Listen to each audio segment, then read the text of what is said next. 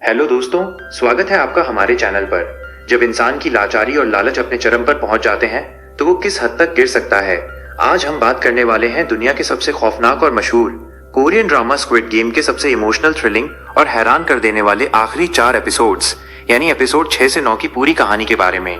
इस सीरीज के हर एक एपिसोड की लंबाई 1 घंटे से भी ज्यादा है और इसमें हर मोड़ पर ऐसा दिल दहला देने वाला सस्पेंस और इमोशन भरा हुआ है जिसे देखकर आपके रोंगटे खड़े हो जाएंगे। अगर आपने पिछले एपिसोड्स देखे हैं तो आपको पता होगा कि यहाँ हर एक कदम पर मौत का कुआं है, लेकिन इन आखिरी एपिसोड्स में आपको सिर्फ मौत ही नहीं बल्कि दोस्ती में भयंकर धोखा, अपनों की दिल तोड़ने वाली कुर्बानी और इंसानियत के पूरी तरह खत्म होने का खौफनाक नजारा देखने को मिलेगा। तो दिल थाम कर बैठिए, क्योंकि आज की वीडियो में हम इस पूरी कहानी का एक एक डिटेल और सबसे बड़ा खौफनाक राज रिवील करेंगे, जिसे सुनकर आपके होश उड़ जाएंगे। चलिए बिना किसी देरी के इस भयानक खेल की गहराई में उतरते हैं। तीसरे खेल यानी टग ऑफ वॉर के खौफनाक मंजर के बाद जब बचे हुए खिलाड़ी वापस अपने बड़े से बैरक में लौटते हैं तो चारों तरफ सिर्फ डर का सन्नाटा था। सभी खिलाड़ी शारीरिक और मानसिक रूप से पूरी तरह टूट चुके थे, क्योंकि उन्होंने अपनी आंखों के सामने अपने ही साथियों को सैकड़ों फीट की ऊंचाई से जमीन पर गिरकर पल भर में मरते देखा था। यहाँ रेड सूट वाले मास्क पहने गार्ड्स आते हैं और मृत खिलाड़ियों के नाम पर पिग्गी बैंक में और अरबों रुपए डाल देते हैं, लेकिन अब पैसों से ज्यादा मौत का डर हावी था। इसी बीच रात के सन्नाटे में जब सब सो रहे होते हैं तो पुलिस अफसर जुनहो, जो गार्ड का लाल सूट पहनकर मास्क लगाकर इस सीक्रेट आइलैंड में घुसा था, वो बहुत ही सतर्कता से अपनी छानबीन जारी रखता है। उसे पता चलता है कि यहाँ सिर्फ खेल नहीं चल रहा बल्कि ऑर्गन्स यानी मानव अंगों की तस्करी का भी गंदा काला धंधा चल रहा है। कुछ भ्रष्ट वर्कर्स मारे गए खिलाड़ियों की लाशों से उनके अंग निकालकर ब्लैक मार्केट में बेच रहे थे और इसमें डॉक्टर यानी प्लेयर 111 भी शामिल था। जुनहो उन गंदे रास्तों का पीछा करते हुए उस सीक्रेट रूम तक पहुंचता है, लेकिन तभी अचानक गोलियां चलने लगती हैं। फ्रंटमैन को खबर मिल जाती है कि उनकी सिक्योरिटी में कोई खतरनाक घुसपैठिया आ चुका है। अगली सुबह लाउड स्पीकर पर घोषणा होती है और सभी जीवित खिलाड़ियों को चौथे गेम के लिए एक बड़े से भूल भुलैया वाले कॉरिडोर से गुजारा जाता है। अनाउंसमेंट होती है कि अगले खेल के लिए सभी को दो दो लोगों की जोड़ी यानी अपना अपना एक पार्टनर चुनना है। सभी खिलाड़ियों के पास पार्टनर चुनने के लिए 10 मिनट का समय होता है। खिलाड़ियों के दिमाग में यही बात चल रही थी कि अगला खेल भी रस्साकशी की तरह कोई टीम गेम होगा जहां मिलकर ताकत लगानी होगी। इसलिए हर कोई अपने सबसे ताकतवर और भरोसेमंद इंसान को खोजने लगता है।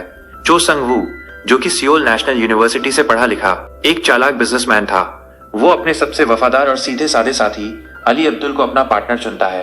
अली बहुत खुश होता है क्योंकि उसे संगवू पर भाई जैसा भरोसा था। साई ब्योक, जो कि उत्तर कोरिया से भागी हुई एक निडर लड़की थी, वो जी योंग नाम की एक शांत लड़की के पास जाती है और दोनों एक दूसरे को पार्टनर चुन लेती हैं। गैंगस्टर दे सूक अपने चमचे को छोड़कर अपने जैसे ताकतवर इंसान को चुनता है, लेकिन हमारे मेन हीरो यानी सेओंग गी हुन के सामने एक बड़ी धर्म संकट की स्थिति पैदा हो जाती है।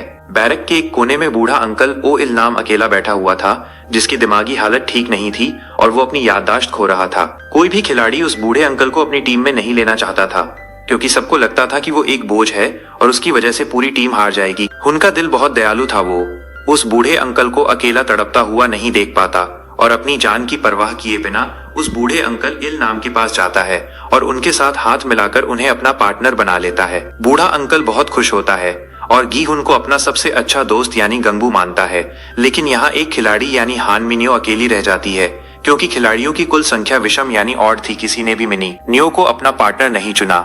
रेड सूट वाले गार्ड्स मिन्यो को खींचकर वहां से ले जाते हैं और सब सोचते हैं कि मिन्यो को मार दिया गया है। अब सभी जोड़ों को एक नए बड़े से सेटअप में ले जाया जाता है। ये सेटअप पुराने जमाने के एक पारंपरिक कोरियाई गांव की तरह बनाया गया था, जहां छोटे छोटे घर और गलियां थीं। इस माहौल को देखकर बूढ़ा अंकल इल नाम अपनी खोई हुई यादों में भटकने लगता है और रोते हुए कहने लगता है कि ये तो बिल्कुल मेरे पुराने गांव जैसा है। तभी गार्ड्स हर एक खिलाड़ी को कपड़े की एक छोटी सी थैली सौंपते हैं, जिसमें 10-10 कंचे यानी मार्बल्स रखे हुए थे। और तभी लाउड स्पीकर पर एक ऐसी खौफनाक और दिल दहला देने वाली घोषणा होती है जिसे सुनकर सभी के पैरों तले जमीन खिसक जाती है। लाउड स्पीकर पे बताया जाता है कि आपने जिसे अपना पार्टनर चुना है वो आपका साथी नहीं बल्कि आपका प्रतिद्वंद्वी यानी दुश्मन है। आपको अपने ही पार्टनर के खिलाफ कंचे का खेल खेलना है। शर्त सिर्फ इतनी थी कि बिना किसी शारीरिक हिंसा के जो भी खिलाड़ी 30 मिनट के अंदर अपने पार्टनर के सारे 10 कंचे जीत लेगा वो जिंदा बाहर जाएगा और जो हारेगा उसे वहीं ऑन द स्पॉट सिर में गोली मारकर एलिमिनेट कर दिया जाएगा। यह सुनते ही पूरे नकली गांव में ऐसा सन्नाटा छा जाता है जैसे सबकी सांसें थम गई हों। दोस्तों और अपनों के बीच का प्यार अचानक मौत के खौफ में बदल जाता है, जिन्हें वे अपनी ढाल समझ रहे थे। अब उन्हीं की लाश पर चढ़कर उन्हें आगे बढ़ना था। यहाँ से शुरू होता है कंचों का सबसे इमोशनल और दर्दनाक खेल। सबसे पहले बात करते हैं चो संगवू और अली अब्दुल की। संगवू सोच रहा था कि वो अली को आसानी से हरा देगा। वे कंचों से ऑड और इवन यानी सम और विषम का दांव लगाने वाला खेल शुरू करते हैं, जिसमें मुट्ठी में कंचे छिपाकर अंदाजा लगाना होता है कि संख्या सम है या विषम। अली किस्मत का बहुत धनी निकलता है और वो एक के बाद एक लगातार दांव जीतता चला जाता है। कुछ ही मिनटों में अली के पास संगवू के लगभग सारे कंचे आ जाते हैं और संगवू के पास सिर्फ एक कंचा बचता है। संगवू को समझ आ जाता है कि उसकी मौत का समय आ गया है। वो घुटनों के बल बैठ जाता है और उसकी आंखों में मौत का डर और आंसू साफ दिखाई देने लगते हैं। लेकिन तभी संगवू के अंदर का शैतान जाग उठता है। वो अली की मासूमियत और अंधे भरोसे का फायदा उठाने की खौफनाक साजिश रचता है। संगवू अली के पैरों में गिरकर रोने लगता है और कहता है कि अली, हम दोनों को मरने की जरूरत नहीं है। अगर हम दोनों मिलकर दूसरे जोड़ों का समय खत्म होने का इंतजार करें और एक ऐसा प्लान बनाएं तो हम दोनों बच सकते हैं। मासूम अली अपने संगवू भाई के आंसू देखकर पिघल जाता है। संगवू चालाकी से अली से उसकी कंचों वाली थैली मांगता है ताकि उसे उसके गले में सुरक्षित बांध सके। जब अली ध्यान नहीं दे रहा होता है तो संगवू चुपके से अली की थैली से सारे असली कंचे निकालकर अपनी जेब में रख लेता है और अली की थैली में जमीन से कंकड़ पत्थर भरकर अली के गले में टांग देता है। फिर संगवू अली से कहता है कि तुम दूसरी गली में जाकर बाकी खिलाड़ियों पर नजर रखो, मैं गार्ड से बात करके आता हूँ। सीधा साधा अली उसकी बात मानकर चला जाता है। जब संगवू गार्ड के पास पहुंचकर अली के असली कंचे दिखाता है और खुद को विजेता घोषित करता है, तब अली को शक होता है। अली जब अपने गले में टंगी थैली खोलकर देखता है तो उसमें सिर्फ कंकड़ पत्थर मिलते हैं। अली की आंखें फटी की फटी रह जाती हैं। उसे एहसास होता है कि जिस भाई पर उसने अपनी जान छिड़की थी उसी ने उसे मौत के मुंह में धकेल दिया, इससे पहले कि मासूम अली कुछ समझ पाता। गार्ड उसके सिर के पीछे बंदूक रखता है और ट्रिगर दबा देता है। अली की मासूम आंखें खुली की खुली रह जाती हैं और वो जमीन पर गिर पड़ता है। दूसरी तरफ साए ब्यूक और जी योंग की कहानी चल रही थी। वे दोनों जानती थीं कि कंचे खेलने का मतलब है किसी एक का मरना, इसलिए वे तय करती हैं कि वे 30 मिनट में से 29 मिनट तक सिर्फ बातें करेंगी और आखिरी मिनट में एक ही दांव में खेल का फैसला करेंगी। वे जमीन पर बैठकर अपनी अपनी जिंदगी के कड़वे और दर्दनाक सच शेयर करती हैं। साए ब्यूक बताती है कि कैसे उसके पिता को उत्तर कोरिया से भागते समय सीमा पर गोली मार दी गई थी और उसकी मां को चीन में पकड़कर वापस भेज दिया गया था। उसका एक छोटा भाई है जो अनाथ आश्रम में है और वो उन पैसों से अपनी मां को छुड़ाना चाहती है और भाई के लिए घर खरीदना चाहती है। वहीं जी योंग अपनी दर्दनाक कहानी सुनाती है कि कैसे उसके अत्याचारी पिता ने उसकी मां का कत्ल कर दिया था और फिर जी योंग ने अपने ही पिता को मार डाला था, जिसके लिए उसे जेल जाना पड़ा था। जी योंग कहती है कि जेल से छूटने के बाद उसके पास जीने की कोई वजह नहीं थी। जब खेल का आखिरी मिनट आता है तो वे दीवार के पास कंचा फेंकने का खेल खेलती हैं। साए ब्यूक अपना कंचा दीवार के पास फेंकती है, लेकिन जब जी योंग की बारी आती है तो वो जानबूझकर अपना कंचा अपने पैरों के पास ही गिरा देती है। साए ब्यूक गुस्से में चिल्लाती है और उससे ठीक से खेलने को कहती है। तब जी योंग रोते हुए मुस्कुराकर कहती है कि साए ब्यूक, तुम्हारे पास बाहर जाने की एक बहुत बड़ी वजह है। तुम्हारी माँ और तुम्हारा भाई तुम्हारा इंतजार कर रहे हैं, लेकिन मेरा बाहर कोई नहीं है जो मेरे लिए रोए, इसलिए तुम्हारा जिंदा रहना ज्यादा जरूरी है। इतना कहकर जी योंग रोती हुई साए ब्यूक को अलविदा कहती है और गार्ड मुस्कुराते हुए जी योंग के सिर में गोली मार देता है। साए ब्यूक अपने आंसू पोंछते हुए भारी दिल से वहां से निकल जाती है। अब आते हैं हमारे हीरो सेयोंग, गीहुन और बूढ़े अंकल। ओइल नाम के खेल पर बूढ़ा अंकल गांव की गलियों में पागलों की तरह घूम रहा होता है और उसे लगता है कि ये उसका असली घर है। वो गीहुन से कंचे खेलने में कोई दिलचस्पी नहीं दिखाता। गीहुन जानता था कि समय तेजी से बीत रहा है और अगर समय खत्म हो गया तो गार्ड्स दोनों को मार देंगे। गीहुन बहुत मिन्नतें करके अंकल को ऑड इवन का खेल खेलने के लिए मनाता है। अंकल की दिमागी हालत ठीक नहीं थी, इसलिए वो दांव हारने लगते हैं। लेकिन अचानक अंकल का दिमाग चलने लगता है और वो गीहुन के सारे कंचे जीत लेते हैं। अब गीहुन के पास सिर्फ एक कंचा बचता है। गीहुन को अपनी बीमार माँ का चेहरा याद आता है और अपनी जान बचाने का खौफ उस पर इस कदर हावी हो जाता है कि उसकी इंसानियत डगमगाने लगती है। गीहुन देखता है कि बूढ़े अंकल चीजों को भूल रहे हैं, इसलिए जब भी अंकल गलत दांव बोलते गीहुन झूठ बोल देता कि अंकल आपने सही बोला था और इस तरह गीहुन चीटिंग करके बूढ़े अंकल के कंचे चुराने लगता है। गीहुन को अपनी इस नीच हरकत पर अंदर से बहुत ग्लानि हो रही थी, लेकिन जीने का लालच उससे ये पाप करवा रहा था। आखिरकार गीहुन चीटिंग करके अंकल के लगभग सारे कंचे जीत लेता है और अंकल के पास सिर्फ एक कंचा बचता है। जब गीहुन अंतिम कंचा मांगता है तो बूढ़ा अंकल अचानक रुक जाता है और गीहुन की आंखों में आंखें डालकर कहता है कि तुम मुझसे झूठ बोल रहे थे। न यह सुनकर गीहुन के पसीने छूट जाते हैं। गीहुन शर्म से अपनी आंखें नीचे कर लेता है। तभी बूढ़ा अंकल मुस्कुराता है और अपने कांपते हाथों से अपना अंतिम कंचा गीहुन की हथेली पर रख देता है। बूढ़ा अंकल गीहुन से कहता है कि हम दोनों तो गंगबू हैं न, और सच्चे दोस्त अपनी सब चीजें एक दूसरे के साथ बांटते हैं। गीहुन फूट फूट कर रोने लगता है। अंकल कहते हैं कि अपनी जान बचाने के लिए तुमने जो किया मुझे उससे कोई शिकायत नहीं है। अंकल गीहुन को गले लगाते हैं और कहते हैं कि तुम्हारे साथ खेल खेलकर मुझे बहुत मजा आया। गीहुन रोते हुए वहां से मुड़कर चलने लगता है और पीछे से बंदूक चलने की तेज आवाज आती है। गीहुन बिना पीछे देखे रोते हुए उस गलियारे से बाहर निकल जाता है। इस तरह कंचों का दर्दनाक खेल खत्म होता है, जहां इंसानियत तार तार हो चुकी थी। एपिसोड 7 की शुरुआत एक बड़े ट्विस्ट के साथ होती है।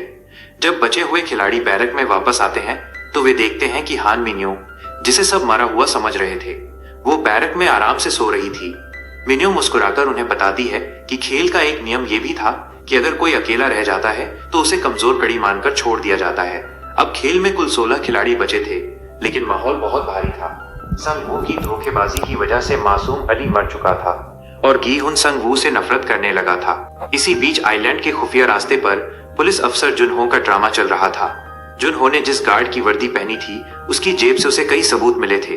तभी सीक्रेट कमरों में सजावट होने लगती है, क्योंकि इस खूनी खेल के असली स्पॉन्सर्स यानी वीआईपीज आइलैंड पर उतरने वाले थे। यह वीआईपीज अमीर पश्चिमी देशों के लखपति और अरबपति लोग थे जो सोने के जानवरों वाले मास्क पहनकर अपनी पहचान छिपाते थे। वे इस आइलैंड पर इंसानों की मौत पर अरबों रुपयों का सट्टा लगाने और अपनी बोरियत मिटाने के लिए आए थे। जुनहो सर्वेंट यानी वेटर का मास्क पहनकर उन वीआईपीज के हॉल में ड्रिंक सर्व करने का काम करने लगता है। एक वीआईपी जुनहो पर फिदा हो जाता है और उसे अकेले में अपने प्राइवेट रूम में ले जाता है। जुनहो इसे एक मौके की तरह इस्तेमाल करता है। जैसे ही वीआईपी अपने कपड़े उतारकर जुनहो के करीब आता है, जुनहो तुरंत अपनी गन निकालकर उस वीआईपी की गर्दन पर रख देता है। जुनहो उस वीआईपी को डरा धमकाकर इस पूरे गेम का सच, उसका इतिहास और इसके मालिकों के बारे में पूछता है और अपने फोन में सब कुछ रिकॉर्ड कर लेता है।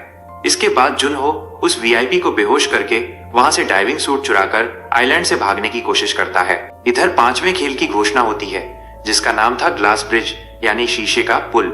खिलाड़ियों को एक कमरे में लाया जाता है जहां 1 से 16 तक के नंबरों वाले पुतले रखे थे। खिलाड़ियों से कहा जाता है कि वे अपनी पसंद का कोई भी एक नंबर चुन लें। खिलाड़ियों को पता नहीं था कि किस नंबर का क्या मतलब है। कुछ खिलाड़ी शुरुआत के नंबर चुनते हैं, कुछ बीच के संग वो 10 नंबर चुनता है, साय ब्योग 13 नंबर चुनती है। गीहुन सोच में पड़ जाता है।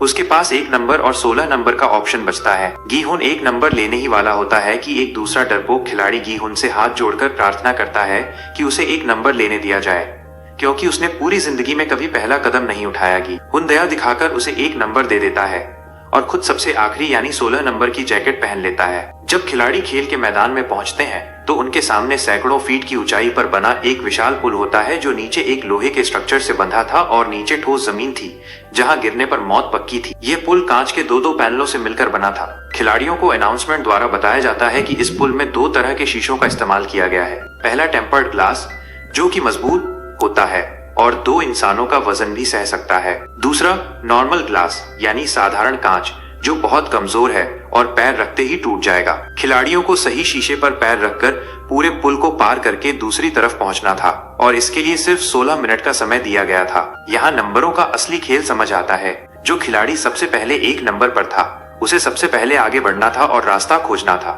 1 नंबर वाला खिलाड़ी डरते डरते पहले शीशे पर कूदता है, वह शीशा असली निकलता है, लेकिन जैसे ही वह दूसरे पैनल पर कूदता है वह साधारण कांच होता है और शीशा टूट जाता है। वह खिलाड़ी चीखते हुए सैकड़ों फीट नीचे गिरकर मर जाता है। इसके बाद 2 नंबर, 3 नंबर और 4 नंबर वाले खिलाड़ी एक एक करके आगे बढ़ते हैं और गलत शीशा चुनकर नीचे गिरकर अपनी जान गंवाते रहते हैं।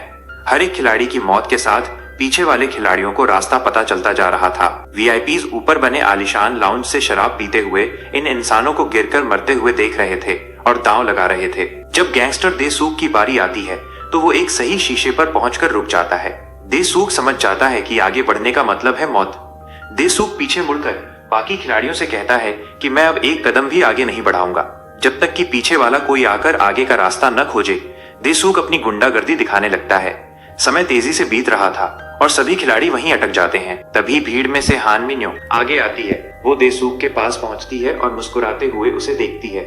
मिन्यो देसूक से कहती है कि क्या तुम्हें याद है, जब हम एक साथ सोए थे तो तुमने मुझसे वादा किया था कि तुम मेरा साथ कभी नहीं छोड़ोगे और अगर तुमने मुझे धोखा दिया तो मैं तुम्हें मार डालूंगी। देसूक डर जाता है मिन्यो। अचानक देसूक को अपनी बाहों में कसकर जकड़ लेती है। देसूक छूटने की बहुत कोशिश करता है, लेकिन मिन्यो की अपनी पूरी ताकत से देसूक को पीछे की तरफ धक्का देती है और दोनों एक दूसरे को पकड़े हुए कमजोर शीशे को तोड़कर नीचे हवा में गिर जाते हैं। दोनों टकराकर जमीन पर गिरते हैं और उनकी दर्दनाक मौत हो जाती है। मिन्योगी अपने धोखे का बदला ले लेती है।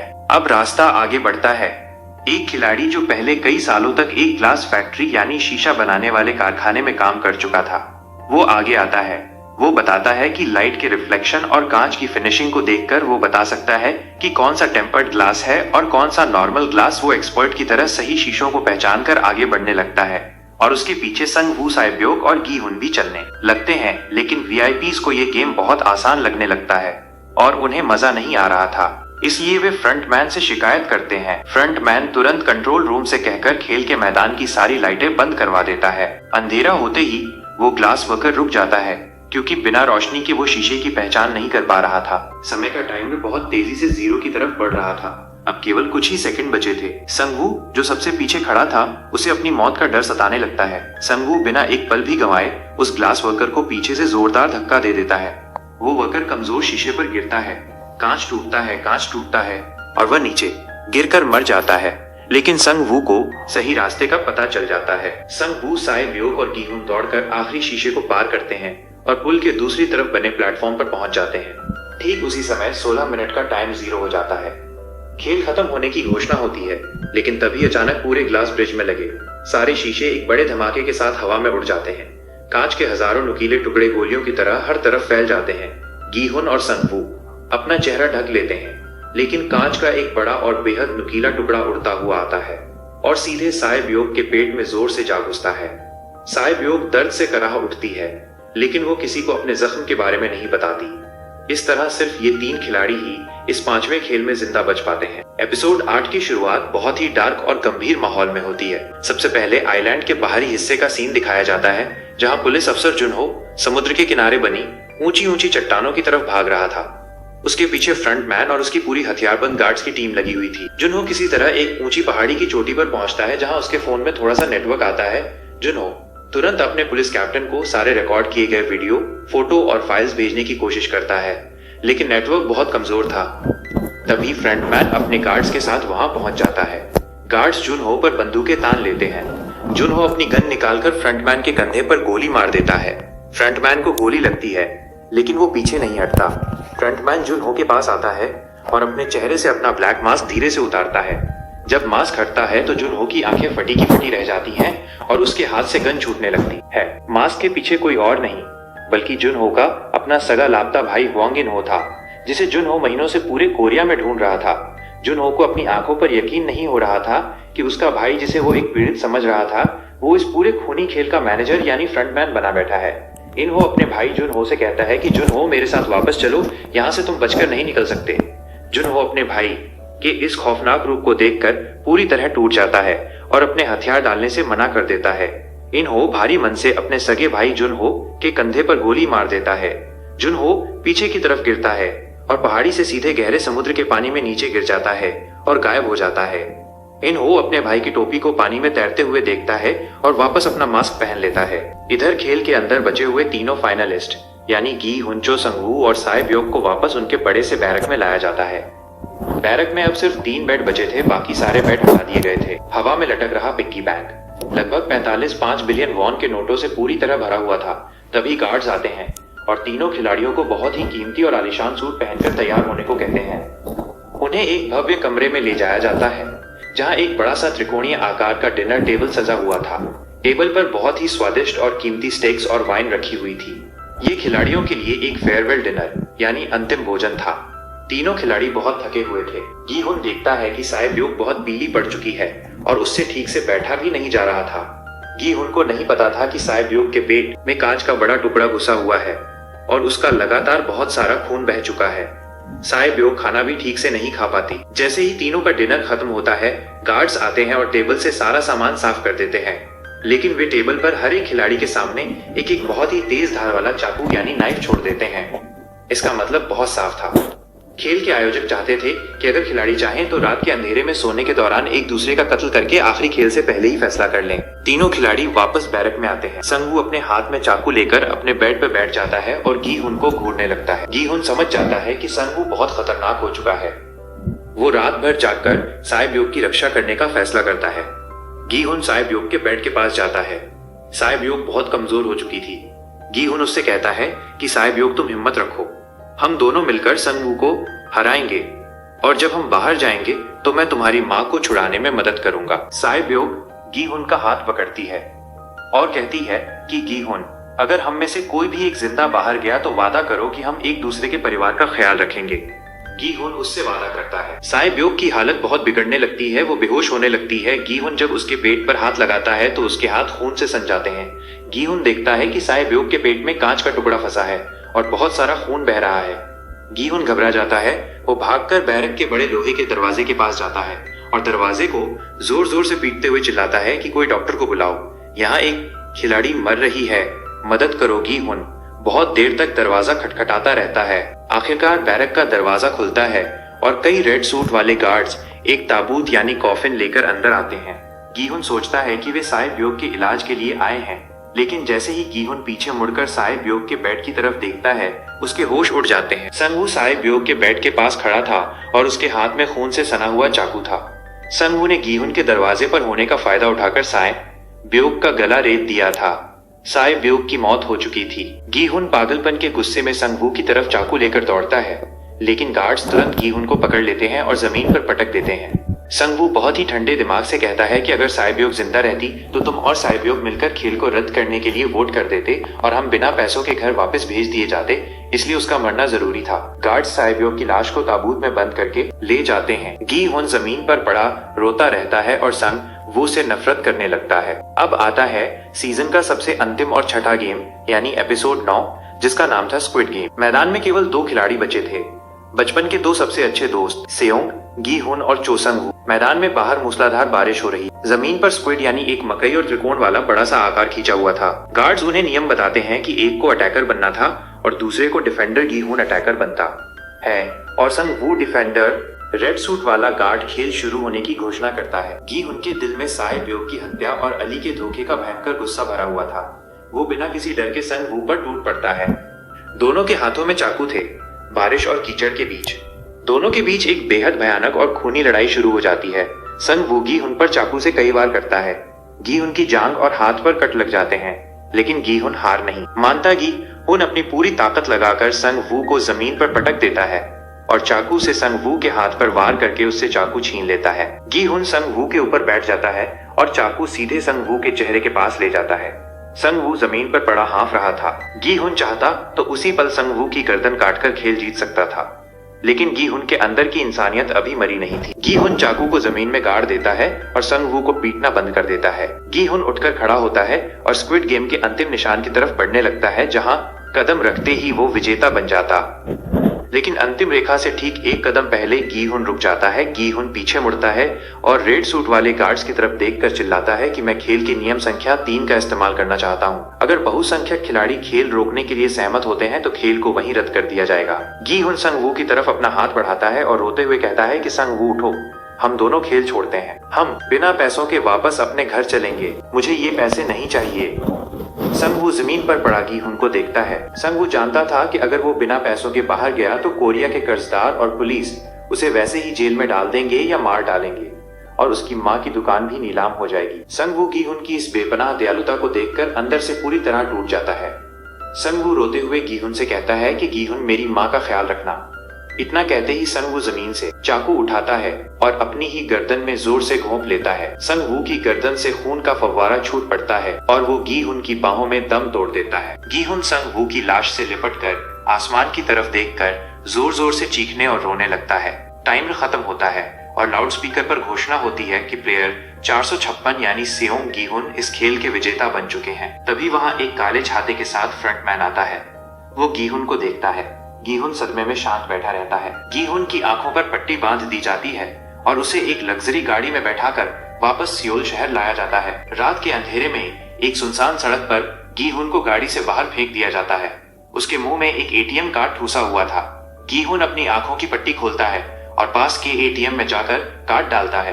कार्ड का पिन उसका प्लेयर नंबर यानी 0456 था। एटीएम स्क्रीन पर बैलेंस दिखाई देता है 45,600 0,000,000 वॉन, यानी पूरे 45 बिलियन वॉन। गीहुन के पास अब अपरंपार दौलत थी, लेकिन उसकी आत्मा मर चुकी थी। गीहुन लंगड़ाते हुए बारिश में अपने घर की तरफ बढ़ता है। वो अपने घर का दरवाजा खोलता है और अंदर जाता है। घर में पूरी तरह अंधेरा था। गीहुन अपनी माँ को आवाज देता है कि माँ, मैं वापस आ गया हूँ और मैं अपने साथ बहुत सारे पैसे लाया हूँ, लेकिन कोई जवाब नहीं आता। गीहुन जब कमरे के अंदर जाता है तो देखता है कि उसकी बीमार माँ फर्श पर वैसी की वैसी लेटी हुई है। गीहुन माँ के पास जाता है और उनका हाथ छूता है। माँ का शरीर पूरी तरह ठंडा पड़ चुका था। उसकी माँ की कई दिनों पहले ही बीमारी और अकेलेपन की वजह से मौत हो चुकी थी। गीहुन अपनी माँ के शव को अपनी गोद में रखकर फूट फूट कर रोता है और माफी मांगता है। पूरा 1 साल बीत जाता है। गीहुन पूरी तरह डिप्रेशन का शिकार हो चुका था। उसने अपने बैंक अकाउंट से एक भी पैसा नहीं निकाला था।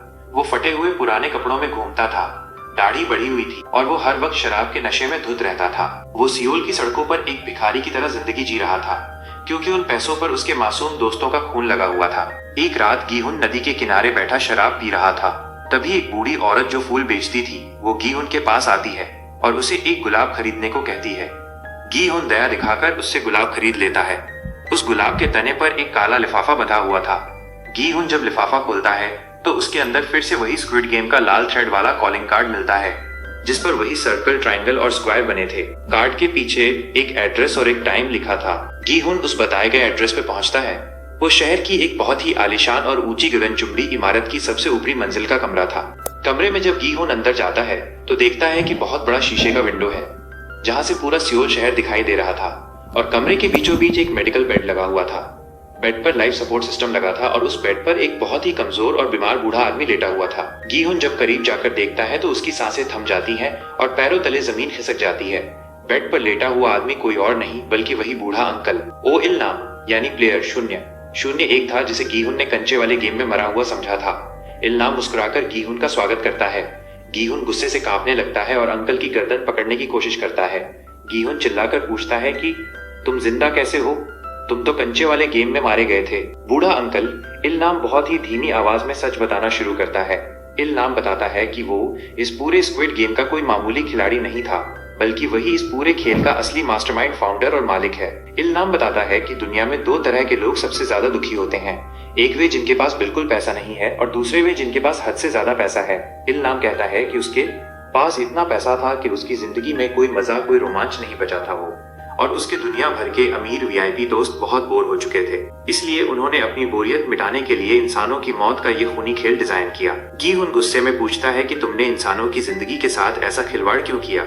तब इल नाम कहता है कि हमने किसी को भी इस गेम में आने के लिए मजबूर नहीं किया था। सब लोग अपनी मर्जी से और अपने लालच की वजह से यहाँ आए थे, और मैंने कंचे वाले गेम में खुद इसलिए भाग लिया था क्योंकि बाहर बैठकर मैच देखने से ज्यादा मजा खुद मैदान में खिलाड़ी बनकर खेलने में आता है। इल नाम गीहुन से एक आखिरी शर्त लगाता है। इल नाम खिड़की से बाहर सड़क पर एक पड़े हुए शराबी भिखारी की तरफ इशारा करता है, जो कड़ाके की ठंड और बर्फबारी में जमीन पर जम रहा था। इल नाम कहता है कि देखो, रात के 12 बजने वाले हैं। क्या तुम्हें लगता है कि इस मतलबी दुनिया में कोई भी इंसान उस भिखारी की मदद करने आएगा? गीहुन कहता है कि इंसानियत अभी मरी नहीं है। इल नाम शर्त लगाता है कि कोई नहीं आएगा। दोनों खिड़की से बाहर देखते रहते हैं। समय बीतता है। घड़ी में रात के 11:59 होते हैं। तभी एक गाड़ी रुकती है और उसमें से एक आदमी उतरता है।